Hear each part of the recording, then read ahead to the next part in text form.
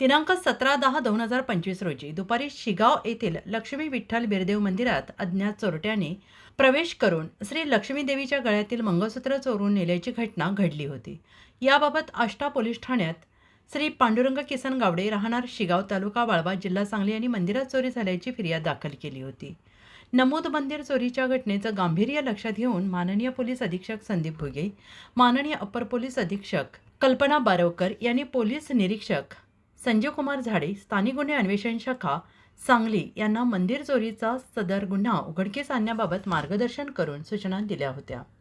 त्या अनुषंगाने दिनांक 6/12/2025 रोजी स्थानिक गुन्हे अन्वेषण शाखेकडील सहाय्यक पोलीस निरीक्षक जयदीप कळेकर आणि पथक ईश्वरपूर विभागामध्ये पेट्रोलिंग करत असताना कारंदवाडी येथे आले असता पथकातील अंमलदार police constable 576 Abhijit Thanekar, police constable 2566 Suresh Thorat यांना त्यांच्या गोपनीय बातमीदाराकडून एक इसम सोन्याचे दागिने विक्री करण्याकरिता मिरजवाडी तालुका वाळवा येथे येणार असल्याची बातमी मिळाल्याने वरील पथकाने सापळा रचून संशयित इसम प्रकाश जगन्नाथ सदामते वय वर्ष 32 राहणार अमनापूर तालुका पलूस जिल्हा सांगली यास ताब्यात घेतली। त्याच्याकडे चौकशी करून त्याचा संशय आल्याने त्याची अंगझडती घेतली असता त्याने त्याच्या अंगझडतीमध्ये 5 ग्रॅम वजनाचे सोन्याचे मंगळसूत्र आणि रोख रक्कम मिळून आली।